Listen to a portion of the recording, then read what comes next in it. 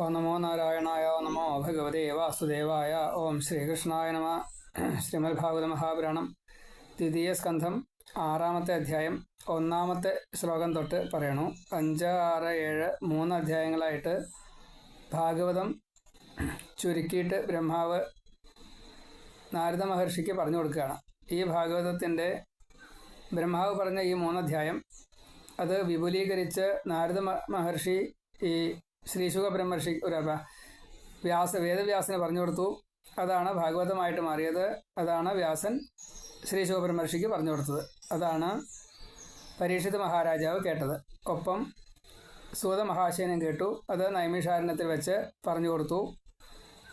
സൂതൻ പറഞ്ഞ ഭാഗവതം നമ്മൾ വായിച്ചുകൊണ്ടിരിക്കണം. അപ്പോൾ ഇതിൽ 2-ാമത്തെ സ്കന്ധത്തിൽ 6-ാമത്തെ അധ്യായത്തിൽ ആദ്യത്തെ ശ്ലോകം ഇപ്പോൾ പാരായണം ചെയ്യണു. ഓം ബ്രഹ്മോവാച. ഓ നമോ ഭഗവതേ വാസുദേവായ. ഓം ശ്രീകൃഷ്ണായ നമ. ഓം വാചാം വഹ്നേർമുഖം ക്ഷേത്രം ഛന്ദസാം സപ്തധാതവ ഹവ്യകവ്യ അമൃത അന്നാനാം ജിഹ്വ സർവരസസ്യ ച. വാചാം വാക്കുകൾക്ക്, വഹ്നേഹെ വഹ്നിക്ക്, അഗ്നിക്ക്, മുഖം വിരാട് പുരുഷൻ്റെ മുഖം, ക്ഷേത്രം ഉൽപ്പത്തിസ്ഥാനം, ഛന്ദസാം ഛന്ദസ്സുകൾക്ക് 7 ഛന്ദസ്സാണ്, അല്ലെങ്കിൽ 14 ഛന്ദസ്സാണ്. ഛന്ദസ് കുറേയുണ്ട്. സപ്തധാതവ 7 ധാതുക്കൾ, ഹവ്യ കവ്യ അമൃത അന്നാനാം. ഹവ്യം കവ്യം ഹവിസ് കവ്യം, അമൃതം അന്നം ഇവയ്ക്കും, സർവരസസ്യ ച സകല രസത്തിനും, ജിഹ്വ നാവ്. ഭഗവാന്റെ അംഗങ്ങളിൽ നിന്നും ഓരോന്ന് ഉണ്ടായി എന്നാണ് പറഞ്ഞു വന്നത്. അപ്പോൾ ഇതിൽ വാചാം വാക്കുകൾ, ആ വാക്കുകൾക്ക് ഭഗവാന്റെ അംശം തന്നെയായിട്ടുള്ള അഗ്നിദേവനാണ് അവിടെ കർമ്മേന്ദ്രിയമാകുന്ന ഈ വാക്ക് ഇന്ദ്രിയത്തിന് അധിഷ്ഠാന ദേവതയായിട്ട് വന്നി അല്ലെങ്കിൽ അഗ്നിദേവനാണ്. അതേപോലെ മുഖം വിരാട് പുരുഷൻ്റെ ഈ വായ, പിന്നെ ക്ഷേത്രം അത് ഉൽപ്പത്തിക്കുള്ള ഉൽപ്പത്തിസ്ഥാനം എന്ന് പറയും. ഛന്ദസാം അതിൻ്റെ ഛന്ദസ്സുകൾക്ക്, സപ്തധാതവ 7 ധാതുക്കൾ, പിന്നെ ഹവ്യം കവ്യം അമൃത് അന്നം ഈ സർവരസങ്ങൾക്കും രസത്തിനും നാവ് ആണ്, ജിഹ്വ. ഇങ്ങനെയാണ് ഭഗവാൻ നിശ്ചയിച്ചത്. അപ്പം അതിൽ ഈ ഭഗവാന്റേതായിട്ടുള്ള വിഭൂതികളെ പറയാനാണ് ഇനി ഇവിടുന്ന് അങ്ങോട്ട് ഈ അധ്യായത്തിലെ മറ്റ് ശ്ലോകങ്ങളൊക്കെ പറയാം. ഇപ്പം നമുക്ക് എന്താ പറഞ്ഞതെന്ന് കൃത്യമായിട്ട് മനസ്സിലായില്ല. മനുഷ്യരുടെ വാക്ക് ഇന്ദ്രിയം, അതിൻ്റെ അധിഷ്ഠാന ദേവതയായിട്ടുള്ള അഗ്നിദേവൻ, അതേപോലെ ഭഗവാന്റെ മുഖത്തിൽ നിന്നാണ് ഈ അഗ്നിദേവനും ഉണ്ടായത്. ഭഗവാന്റെ മുഖം എന്നുള്ള ഇവിടെ വായ തന്നെയാണ്. നാവ്, വാക്ക് സ്വതേ എവിടുന്നാണോ പുറപ്പെടേണ്ടത് വെച്ചാൽ അവിടുന്ന് മുതൽ താലുമൂലം തൊട്ട് പരാപശ്യന്തി മധ്യമ വൈഖരി 4 തരത്തിൽപ്പെട്ടതായിട്ടുള്ള അങ്ങനെയാണ് പറയുക. അപ്പം അത് ഉണ്ടായത് നാവിൻ്റെ അധിഷ്ഠാന ദേവതയായിട്ടുള്ള അഗ്നിദേവൻ, അതാണ് ഭഗവാനിൽ നിന്ന് ഉണ്ടായത് ഈ വാക്ക് പറയാനായിട്ട്. അത് ഭഗവാന്റെ ഈ മുഖത്തിൽ നിന്നുണ്ടായി എന്ന് പ്രത്യേകം പറഞ്ഞു. അതേപോലെ വേദത്തിൽ അഗ്നിയുടെ സ്ഥാനം ബ്രഹ്മം എന്നുള്ള അവസ്ഥയിലാണ്. അഷ്ടദിക്പാലകന്മാരിൽ ഒരാളായതുകൊണ്ട് അഗ്നി കോണിൽ തെക്ക് കിഴക്കേ മൂലയിൽ പാലനകർമ്മം ചെയ്തുകൊണ്ടിരിക്കുന്നു.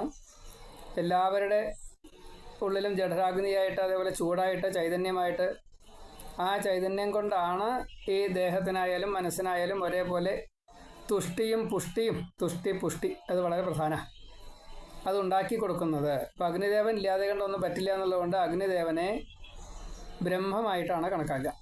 അത് ഭഗവാന്റെ മുഖത്തിൽ നിന്നാണ് ഉണ്ടായത്. മുഖത്തിൽ നിന്നാണ് വേദം ഉണ്ടായത്.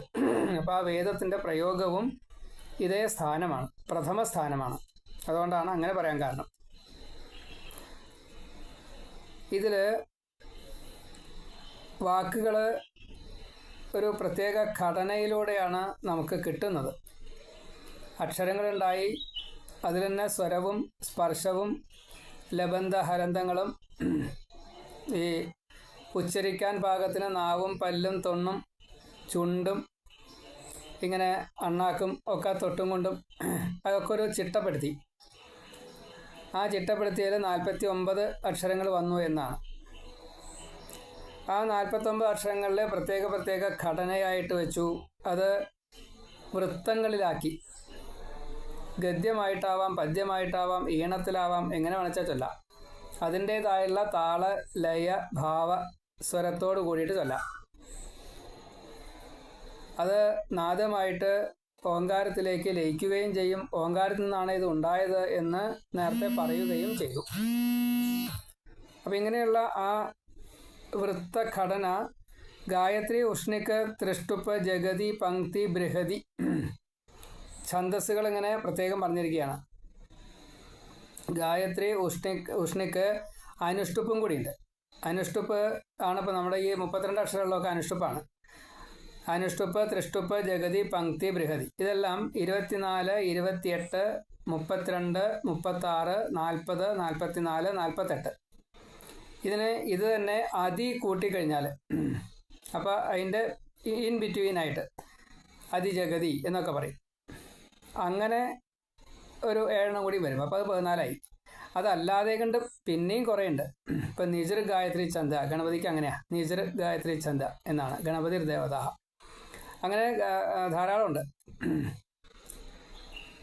24 എന്തായാലും ഉണ്ട്. അത് ഗായത്രി സഹസ്രനാമത്തിൻ്റെ ആ സമയത്ത് പ്രത്യേകം പറയുന്നുണ്ട്. അതല്ലാതെ കണ്ടും പിന്നെ നമ്മൾ അറിയാത്തത് കുറേ ഉണ്ട്. അപ്പോൾ ഇതൊക്കെ ഛന്ദോബദ്ധമായിട്ടാണ്.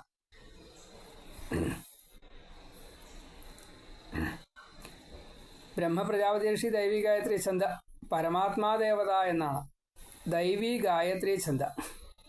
അപ്പം അത് ഓങ്കാരത്തിൻ്റെയാണ്. സത്യനാരായണ ഋഷി ദേവീ ഗായത്രി ഛന്ദ, പരമാത്മാദേവത, അത് ഓം നമോ നാരായണായ. അപ്പം ഇങ്ങനെ ഓരോന്നിനും ഛന്ദസ്സിന് ഗായത്രിക്കുണ്ട്, ഓരോന്നിനുണ്ട്, എല്ലാറ്റിനുമുണ്ട്. വേദങ്ങളുടെ സൂക്തങ്ങൾക്കൊക്കെ അതാത് ഋഷിയും അതാത് ഛന്ദസ്സിൽ പ്രത്യേകമായിട്ട് കണ്ടുപിടിച്ച വാക്കുകളുടെ ചേരുവകൾ, കൂട്ടിച്ചേർക്കലുകൾ, അതിനൊക്കെ പ്രത്യേകം ശക്തി കൊടുക്കാനുള്ള കഴിവുണ്ട്. അതാണ് പ്രയോഗമായിട്ട് വരിക. അപ്പോൾ അതിൽ ജപമായിട്ടും അർച്ചനയായിട്ടും ഹോമമായിട്ടും നമസ്കാരമായിട്ടും പ്രദക്ഷിണായിട്ടും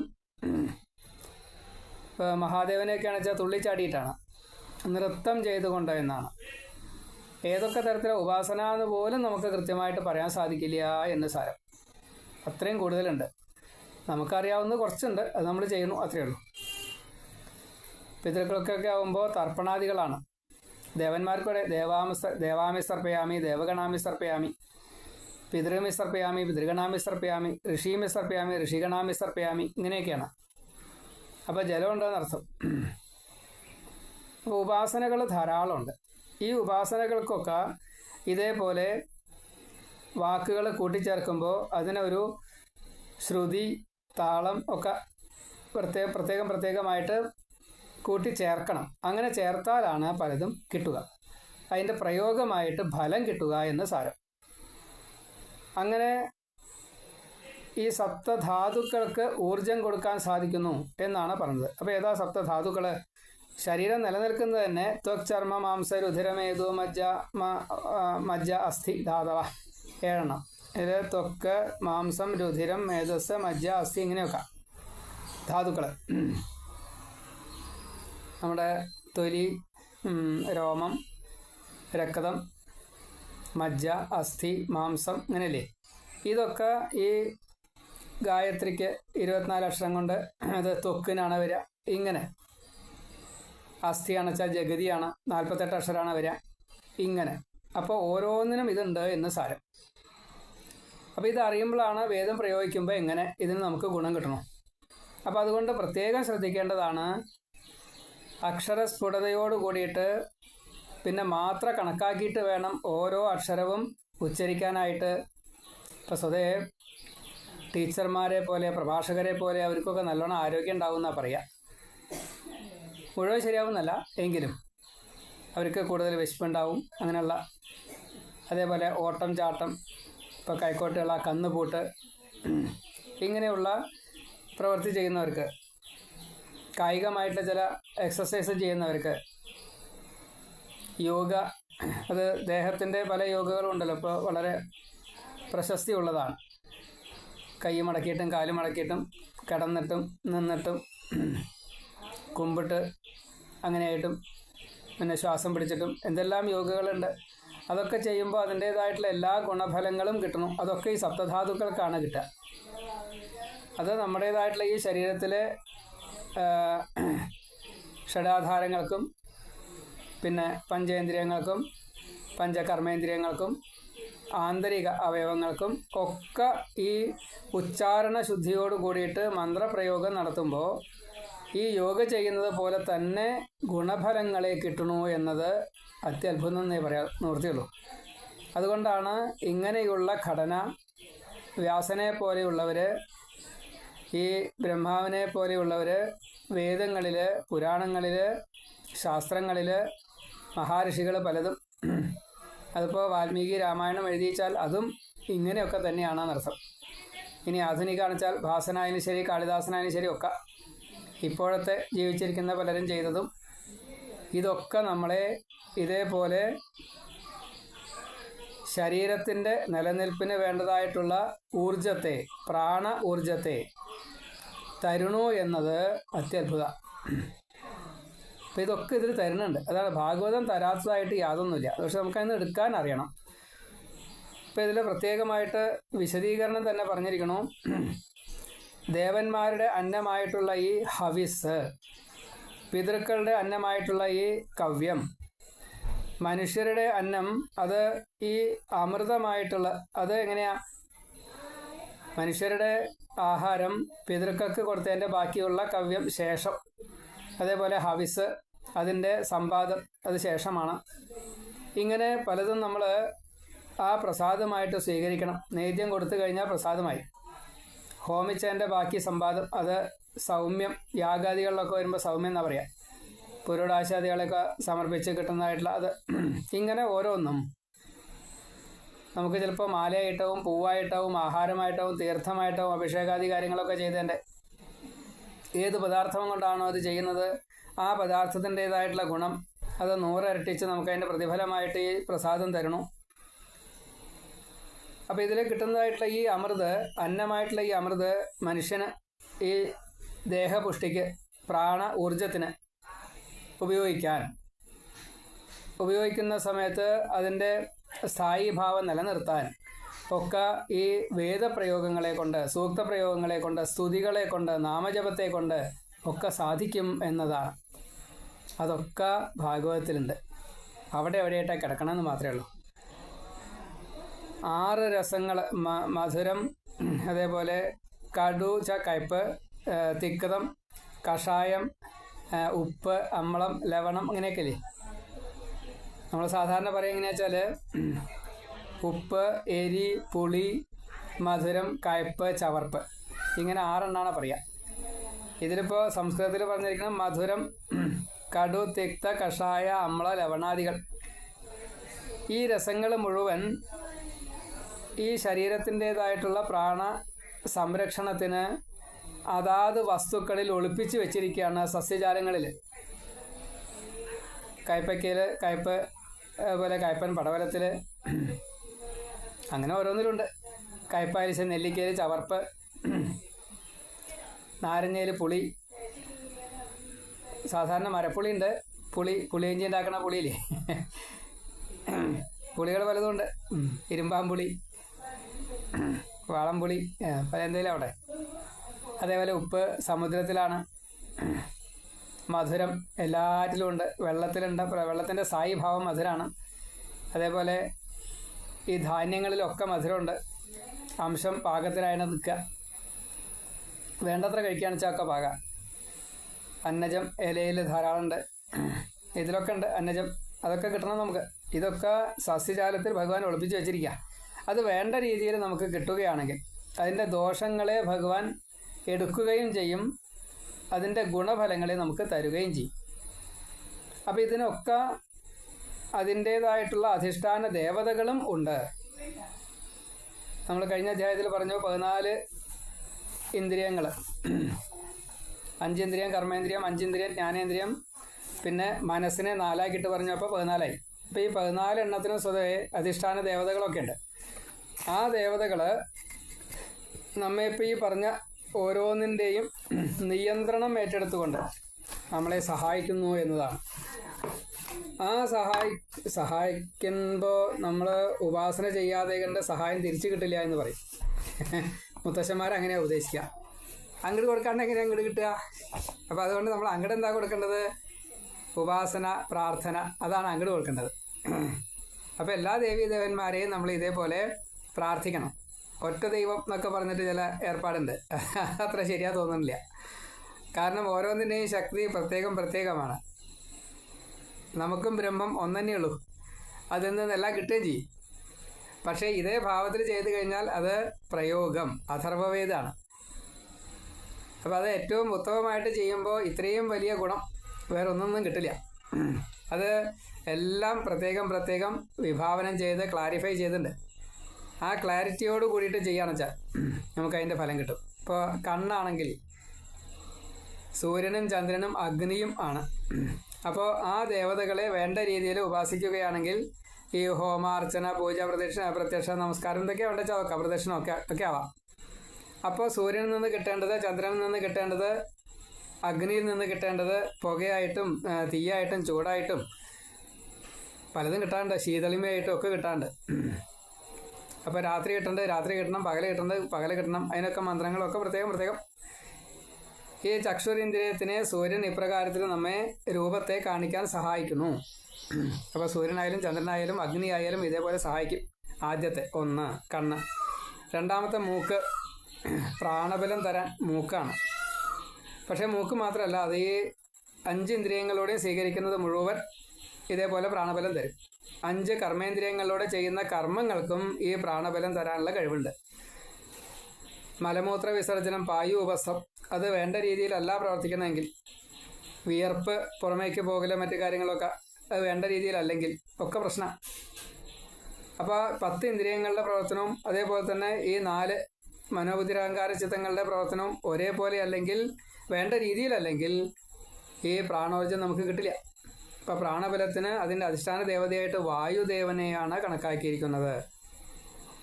മൂക്കിൻ്റെ മണം കൊണ്ടാണ് നമ്മളത് ചെയ്യുക. അപ്പോൾ ആ അശ്വിനി ദേവകൾ നമ്മെ എങ്ങനെയൊക്കെ സഹായിക്കുന്നു. മൂക്കിൻ്റെ ഘ്രാണേന്ദ്രിയമാണ് അത്, മറ്റേ മണം ആണ്, അത് അശ്വിനി ദേവകളാണ് അതിൻ്റെ അധിഷ്ഠാന ദേവതകളായിട്ട്. വായുവാണ് തൊലിയിലൂടെ, അത് മറ്റേ വാഗ്ദേവത, തൊലിയുടെ സ്പർശം, അത് ത്വക്കിന്ദ്രിയത്തിൽ വായുദേവനാണ്. അപ്പോൾ ഈ വായുവും അശ്വിനി ദേവകളും നമുക്ക് ചെയ്യുന്ന സഹായം എത്രയാണെന്ന് ചോദിച്ചാൽ പറയാൻ കഴിയില്ല. അപ്പോൾ അഗ്നി ആയാലും വായു ആയാലും ഈ അശ്വിനി ദേവകളായാലും നമ്മളെ സഹായിക്കേണ്ടതെന്ന് ഉറപ്പായില്ലേ? അപ്പോൾ അതിന് വേണ്ട രീതിയിലല്ലേ നമ്മൾ സങ്കല്പത്തോട് കൂടിയിട്ട് എന്താ കൊടുക്കേണ്ടത് വെച്ചാൽ കൊടുക്കേണ്ടത്. കുട്ടികൾ നല്ലോണം കളിക്കണം, വയർക്കണം, കാറ്റ് കൊള്ളണം, മഴ കൊള്ളണം, വെയിൽ കൊള്ളണം, മഞ്ഞ് കൊള്ളണം എന്നൊക്കെ പറയാനുള്ള കാരണം എന്താ? മണ്ണിൽ കളിക്കണം. എന്താ കാരണം? ഇതൊക്കെ ഈ ദേവതകൾ ഈ ഭാവത്തിലേ ഇങ്ങോട്ട് നമുക്ക് തരാൻ പറ്റുള്ളൂ. അപ്പോൾ അതിനെ തടുത്തു കഴിഞ്ഞാൽ കുട്ടികൾ വളരുമ്പോൾ അതിൻ്റേതായിട്ടുള്ള രോഗാദികളൊക്കെ വരും, റെസിസ്റ്റീവ് പവർ ഇല്ലാത്ത രീതിയിൽ വരും. അപ്പോൾ അങ്ങനെയൊന്നും വരരുത്. അതിന് വേണ്ടിയിട്ട് എന്താ വേണ്ടത്? പുരാണത്തെ അറിയുക, പുരാണത്തെ പഠിക്കുക. അങ്ങനെ പഠിച്ചു കഴിഞ്ഞാലോ ഇതൊക്കെ നമുക്ക് ഉപകാരമായിട്ട് വരും. അപ്പോൾ കണ്ണിൻ്റെ സൂര്യനായിട്ട് പറയുക, സൂര്യനും ചന്ദ്രനും അഗ്നിയാണ്. ഇനി മൂക്കിൻ്റെ അത് അശ്വിനി ദേവകളാണ്. ദസ്രൻ, നാസത്യൻ, ദസ്രൻ 2 പേരാ. അത് സൂര്യൻ്റെ മക്കളാണ്. സൂര്യൻ്റെ സംജ്ഞ എന്നുള്ളൊരു പത്നിയുണ്ട്, ആ പത്നിയിലുള്ള മക്കളാണ്. ഇനി മൂന്നാമത്തേത് നാവ്, അത് രസം. മൂക്ക് പറഞ്ഞു, പിന്നെ നാവ് അത് ഷഡ്രസങ്ങൾ സ്വീകരിക്കാനുള്ളത് രുചിയോട് കൂടിയിട്ട്. അതിൽ വരുണൻ ആണ് അധിഷ്ഠാന ദേവത, പടിഞ്ഞാറ്. അപ്പോൾ അത് വളരെ പ്രധാനമാണ്, ജലത്തിൻ്റെ അധിഷ്ഠാന ദേവതയാണ്. ഇനി മറ്റേ സന്താന പരമ്പര അത് തരാനും ഈ ബ്രഹ്മാവും വരുണനും തന്നെയാണ്. അപ്പം നാവ് അതിൻ്റെ ഈ രുചി, അത് രസം എന്നുള്ളത് കണക്കാക്കാൻ വേണ്ടിയിട്ട് നമ്മളെ സഹായിക്കുന്നത്, അനുഗ്രഹിക്കുന്നത് വരുണൻ. അപ്പോൾ നാവിൻ്റെ വരുണൻ. ഇനി തൊലി, ത്വക്കേന്ദ്രിയം, സ്പർശം, അത് വായുദേവനാണ്. അതേപോലെ ചെവി, ശ്രോത്രേന്ദ്രിയം, കേൾക്കണ്ടേ, ശബ്ദം കേൾക്കണ്ടേ, അതിൻ്റെ ദേവതകളെ ദിഗ്ദേവതകൾ എന്നാ പറയുക. 4 ദിഗ്ദേവത. അത് തന്നെയാണ്, വേറെ പേരില്ല. ദിഗ്ദേവത എന്നേ പേരുള്ളൂ. ആ ദിഗ്ദേവതകൾ നമ്മളെ കൊണ്ട് ചെവിയിലൂടെ കേൾക്കുന്ന ശബ്ദത്തെ ഭഗവതോന്മുഖമാക്കി തീർക്കാൻ വേണ്ടത് എന്തോ അതേ കേൾക്കാവൂ. അഥവാ മറ്റത് കേട്ടു വെച്ചാൽ വേണ്ടാക്കണം. അതാണ്. അപ്പം അങ്ങനെ ഓരോന്നും ശ്രദ്ധിച്ചാൽ നമുക്ക് പലതും കിട്ടും. വായു ഈ തൊലിയുടെ ദേവതയായിട്ട് ഇരിക്കണു. വായു തൊലിയുടെ ദേവതയായിട്ടിരിക്കണു. മറ്റേ ദിഗ് ദേവതയായിട്ട് ഈ ചെവിയുടെ ദേവതയായിട്ട് ശബ്ദത്തെ കേൾപ്പിച്ചുകൊണ്ട് ദിഗ്ദേവതകൾ നമ്മെ അനുഗ്രഹിക്കുന്നു. ഇനി അടുത്തത് 5 കഴിഞ്ഞു. കണ്ണിൻ്റെ സൂര്യൻ, മൂക്കിൻ്റെ അശ്വിനി ദേവകൾ, വായ അല്ലെങ്കിൽ നാവിൻ്റെ വരുണൻ, തൊലി അത് വായുദേവൻ, പിന്നെ ചെവി അത് ദിഗ്ദേവത. ഇനി കർമ്മേന്ദ്രിയങ്ങൾ, 2 കൈ കൊണ്ട് പരിചര്യ ചെയ്യാൻ വേണ്ടിയിട്ട് ഇന്ദ്രൻ അധിഷ്ഠാന ദേവതയായിട്ട്. ഇന്ദ്രൻ തന്നെ ഇന്ദ്രിയങ്ങളുടെ നാഥനാണ്. അപ്പോൾ ഈ പരിചര്യ ചെയ്യുക, അതെങ്ങനെയൊക്കെ വേണോ അങ്ങനെയൊക്കെ പരിചര്യ ചെയ്യുക. സാധാരണ ഈ പഞ്ചേന്ദ്രിയങ്ങൾ, ജ്ഞാനേന്ദ്രിയങ്ങൾ എടുക്കാനും മറ്റ് കർമ്മേന്ദ്രിയങ്ങൾ സ്വതേ കൊടുക്കാനും ആണ് വരിക, സാമാന്യനൊക്കെ. അപ്പോൾ ഇവിടെ കൈ എന്നുള്ളത് കർമ്മം ചെയ്യാനുള്ളതാണ്, എടുക്കുക, അത് പരിചര്യ ചെയ്യുക എന്നുള്ളതാണ് അതിൻ്റെ അർത്ഥം. കൈകൊണ്ട് നമ്മൾ സാധാരണ ഒരു സാധനം എടുക്കണു എന്ന നിലയ്ക്കും അത് അങ്ങനെ പറഞ്ഞു എന്നേ ഉള്ളൂ. പരിചര്യ ചെയ്യാനുള്ളതാണ്, സേവനം ചെയ്യാനുള്ളതാണ്. അപ്പോൾ ഇതൊരു ഭാവം കൂടിയാണ്. അതുകൊണ്ട് ഇന്ദ്രിയാധിഷ്ഠാന ദേവതയായിട്ടുള്ള ഇന്ദ്രനെയാണ് അവിടെ ഈ ദേവതയായിട്ട് കണ്ടത്. അപ്പോൾ വെറുതെ കൈ കൊണ്ട് എടുക്കൽ പരിചര്യ എന്ന് മാത്രമല്ല, സേവനം എന്നുള്ള അർത്ഥത്തിൽ തന്നെ വേണം അത് ചെയ്യാനായിട്ട്. അപ്പോൾ അതിൻ്റെ ദേവത ഇന്ദ്രൻ. ഇനി കാലാണെച്ചാലോ ലക്ഷ്യസ്ഥാനത്ത് എത്താൻ വേണ്ടിയിട്ടുള്ള ഗമനമാണ്, നടത്തമാണ്. അതിൻ്റെ അധിഷ്ഠാന ദേവത വിഷ്ണുവാണ്. കാല് ഉപേന്ദ്രനായിട്ടുള്ള വിഷ്ണു ദേവതയായിട്ട് നമ്മെ സഹായിച്ചു കൊണ്ടേയിരിക്കണം. പ്രദക്ഷിണം വയ്ക്കുക, നമസ്കരിക്കുക തുടങ്ങിയ നിൽക്കുക, എന്തെല്ലാം വേണം കാലുകൊണ്ട്, അതൊക്കെ അതിൻ്റെ ദേവത വിഷ്ണുവാണ് എന്ന് സാരം. ഇനി നാവ് പറയുക എന്ന അത് അഗ്നിദേവനാണ്. അപ്പം നമ്മൾ നേരത്തെ ആ ശ്ലോകത്തിൽ വായിച്ച, ആദ്യത്തെ ശ്ലോകത്തിൽ വായിച്ചില്ലേ, വാചാം വന്യർമുഖം. അപ്പോൾ അത് ഈ അഗ്നിദേവനാണ്, വാക്കിൻ്റെ ദേവത. വാക്ക് ശരം, വാഗസ്ത്രം, അഗ്നിദേവൻ. ഇനി പായു എന്നുള്ളത് ഗുദം, വിസർജനം ആണ്. അപ്പോൾ ഗുദം എന്നുള്ളത് മലം അത് ശരിയാണ്, പക്ഷെ അത് മാത്രമല്ല എന്ന് ആചാര്യന്മാർ പ്രത്യേകം സ്മരിക്കാറുണ്ട്. മലിനങ്ങൾ ദേഹത്തു നിന്നും പുറത്തു പോകുന്നതിൻ്റെ മുഴുവൻ ദേവതയും മിത്രൻ തന്നെയാണ്. മിത്രൻ എന്ന സൂര്യനാണ്. ആ മിത്രനെ ആരാണോ നമസ്കരിക്കുന്നത്, നമ്മുടെ ഉള്ളിലുള്ള ഈ മലിനങ്ങളെ മുഴുവൻ പുറത്തേക്ക് കളഞ്ഞോളും. അങ്ങനെ പുറത്തേക്ക് പോയി കഴിഞ്ഞാൽ നമ്മുടെ ഉള്ളു ശുദ്ധായി. ഉള്ളു ശുദ്ധായാൽ അതേപോലെ തന്നെ കേട്ടോ സൂര്യൻ ദേവതയാണ്. അതുകൊണ്ട് മനസ്സിൻ്റെ മലത്തിനെയും ഇതേപോലെ മിത്രൻ ഇല്ലാണ്ടാക്കും. അപ്പം മലങ്ങളെ മുഴുവൻ ഇല്ലാണ്ടാക്കുന്ന ഭാവമാണ് മിത്രൻ. അത് പായു എന്ന ഗുദം, മലം വിസർജനം ചെയ്യുന്നതായിട്ടുള്ള മൂത്രായുധം. അത് മലമൂത്രായുധപ്പോൾ അത് ലിംഗം കണക്കാക്കണ്ട, മലമൂത്ര വിസർജനാദികൾ, അതായത് ഒരു ഘടന അങ്ങനെയാണ് വന്ന അത്രയേ ഉള്ളൂ. ഇനി 10ാമത്തെ ഉപസ്ഥം. ആ ഉപസ്ഥം എന്നുള്ളത് ഈ ലിംഗം, അത് പരമ്പരയ്ക്ക് വേണ്ടിയിട്ടാണ്. അതിൻ്റെ അധിഷ്ഠാന ദേവത ബ്രഹ്മാവാണ്. പ്രജാപതി എന്ന നിലയ്ക്ക് ബ്രഹ്മപ്രജാപതി എന്ന് പറയാറുണ്ട്, വരുണ പ്രജാപതി എന്നും പറയാറുണ്ട്. എനിക്കൊരു പുത്രനെ തരൂ എന്ന് ഹരിശ്ചന്ദ്രൻ പ്രാർത്ഥിച്ചത് വരുണനോടാണ്. അപ്പം ഇങ്ങനെ ഈ ബ്രഹ്മപ്രജാപതി ഈ വരുണനും കൂടിയിട്ട് ഒരു രതിസുഖത്തെ കാമദേവ ഭാവത്തിലൂടെ, മഹാവിഷ്ണുവിൻ്റെ ഒരു പ്രത്യേക ഭാവമാണ്, ആ ഒരു ഭാവത്തിലൂടെ സന്താന പരമ്പരയെ തന്നുകൊണ്ട് സുഖങ്ങളിൽ ഏറ്റവും മുഖ്യം എന്ന രീതിയിൽ പറയപ്പെട്ട തൊലി, ആ തൊലിയുടെ സുഖം, അത് എന്തിനു വേണ്ടിയിട്ട്? പിഞ്ച് കുഞ്ഞിൻ്റെ ആലിംഗന സ്പർശ സുഖം കിട്ടാൻ വേണ്ടിയിട്ട്, അല്ലാണ്ട് ഈ ഭോഗസുഖം കിട്ടാൻ വേണ്ടിയിട്ടല്ല. പിഞ്ചു കുഞ്ഞിൻ്റെ ആലിംഗന സുഖം കിട്ടാൻ വേണ്ടിയിട്ടാണ് ഈ ഭോഗസുഖത്തിന് ഈ ആകർഷണ ഭാവം വന്നത്. അപ്പം നമ്മളത് കലികാലമായതുകൊണ്ട് ഈ രതിക്ക് വേണ്ടിയിട്ട് എന്തൊക്കെയോ അബദ്ധം ചെയ്യണമെന്ന് കൂട്ടിയാൽ മതി. അതൊരു തെറ്റാ. ഈ ഒരു ലക്ഷ്യം ഉണ്ടെങ്കിൽ അതെന്തിനു വേണ്ടിയിട്ടാ? പിതൃഭാവത്തിൽ നമുക്ക് എത്തിച്ചേരാനാ. പിണ്ടം വെക്കണം വെച്ചാൽ മകൻ വേണം.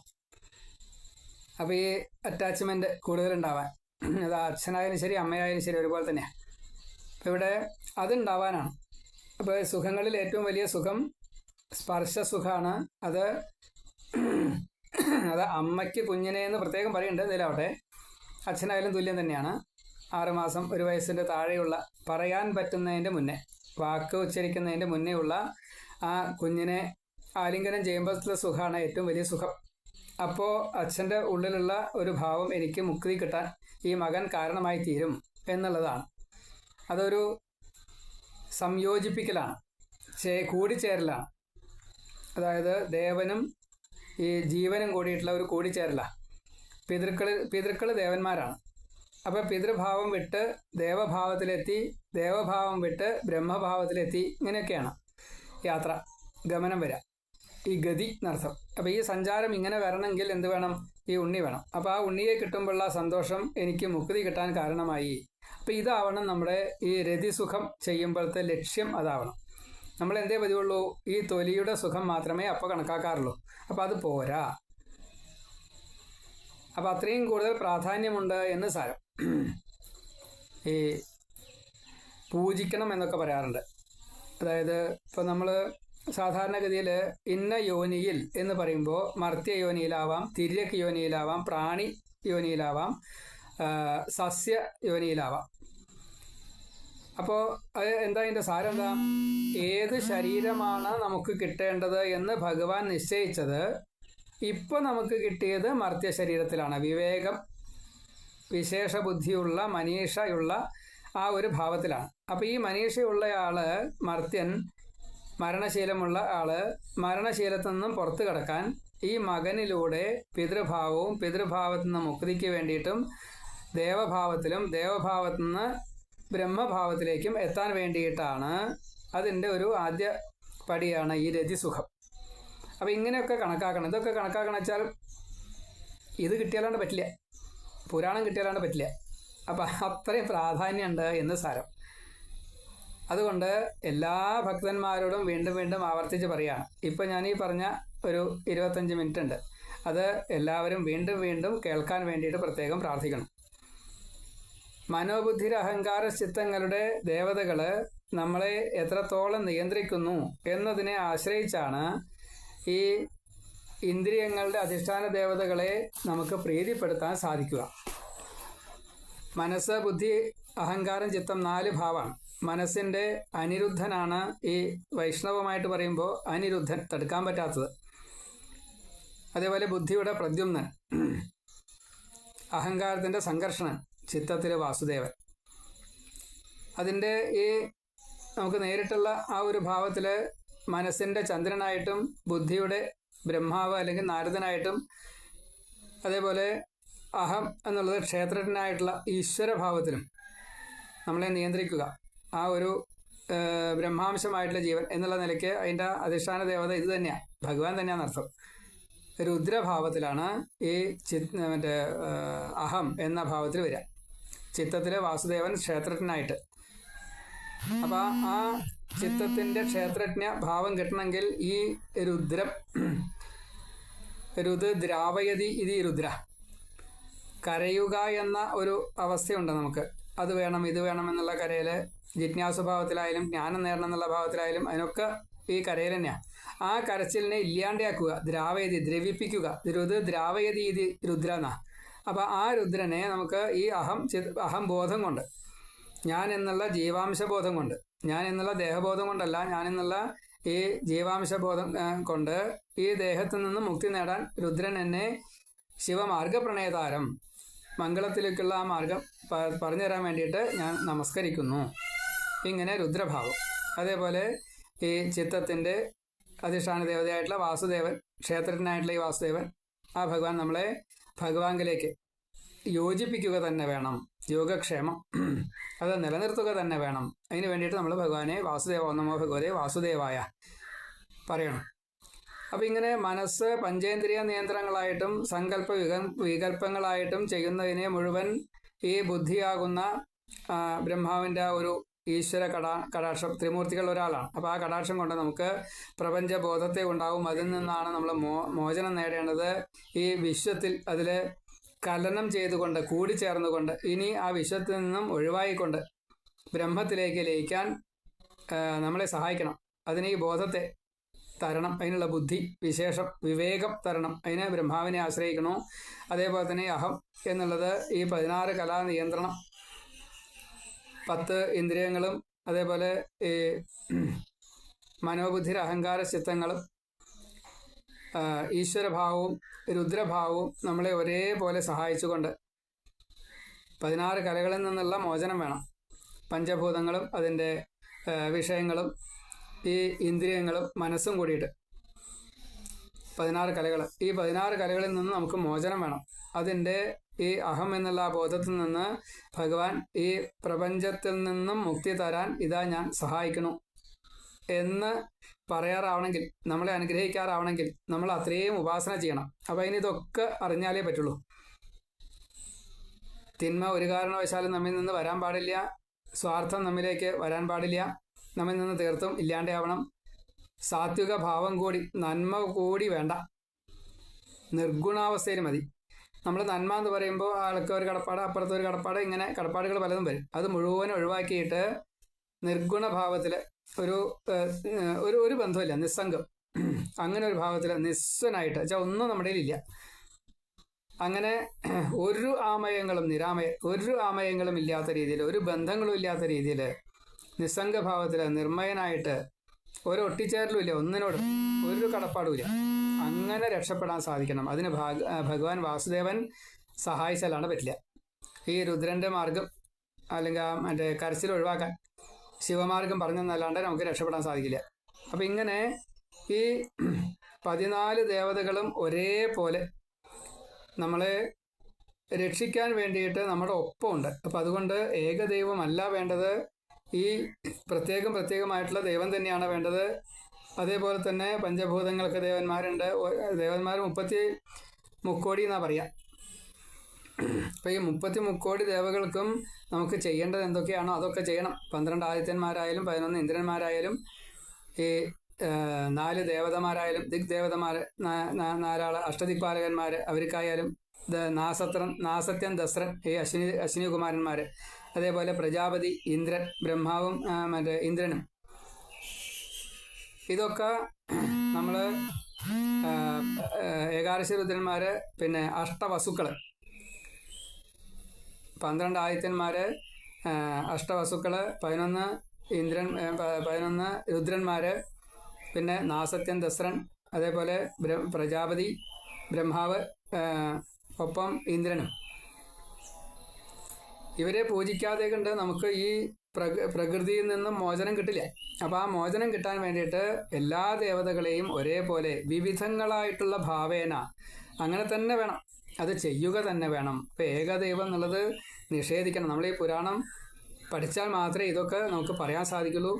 മറ്റതൊക്കെ കുട്ടികളൊന്നും അറിയാത്തത് കൊണ്ട് ബബ്ബെ അടിക്കും. എന്നിട്ട് അവർ വേറൊരു ആൾക്കാർ ചിലവർ പറയുന്നത് അതാണ് ശരിയെന്ന് വിചാരിച്ച് പെട്ടെന്ന് ആകർഷകമായിട്ട് അങ്ങോട്ട് പോകും. വളരെ തെറ്റാണ്, അങ്ങനെയൊന്നും ചെയ്യരുത്. ഇത്രയും കൂടുതൽ അറിവ് നമ്മുടെ ഭാഗവതത്തിലിരിക്കുക. ഞാൻ ഇപ്പോൾ ഒരൊറ്റ ശ്ലോകം ഒരു ലേശം പറഞ്ഞു എന്ന് മാത്രമേ ഉള്ളൂ. ഇങ്ങനെ എന്തെല്ലാം അറിവുകൾ നമുക്ക് കിടക്കണം. അതുകൊണ്ട് ഇത് നിർബന്ധമായിട്ടും കുട്ടികളെ കേൾപ്പിക്കുക, രക്ഷിതാക്കളും കേൾക്കുക, നിങ്ങളും ആവർത്തിച്ച് കേൾക്കുക. കേൾക്കുമ്പോൾ ചെറിയ മനപ്രയാസം ഉണ്ടെങ്കിൽ വീണ്ടും ഗ്യാപ്പ് ഇട്ടിട്ട് വീണ്ടും കേൾക്കുക. ദിവസം മാറിക്കൊണ്ട് വീണ്ടും കേൾക്കുക. മറ്റുള്ളവരെ ബോധ്യപ്പെടുത്തുക. ഇനി ദേവീദേവഭാവങ്ങളിലേക്കൊക്കെ കിടക്കുമ്പോൾ ഇത്രയും നല്ല ഉള്ളൂ. ദേവീഭാവത്തിലേക്ക് കിടക്കുമ്പോൾ നമുക്ക് എന്തെല്ലാം ഭാവങ്ങളുണ്ട്. ദുർഗ തൊട്ടുകൊണ്ട് തുടങ്ങുകയാണ്. ഗണേശൻ, അമ്മയാൻ ദുർഗ, കാളി ആയാലും ശരി, ലക്ഷ്മി ആയാലും ശരി, വാണി ആയാലും ശരി, പാർവതി ആയാലും ശരി, അങ്ങനെ വരികയാണ്. അപ്പോൾ നമുക്ക് അതൊക്കെ പിന്നീട് എപ്പോഴെങ്കിലും അതിൻ്റെ ഒരു ഘട്ടത്തിലെത്തുമ്പോൾ നമുക്ക് പറയാം.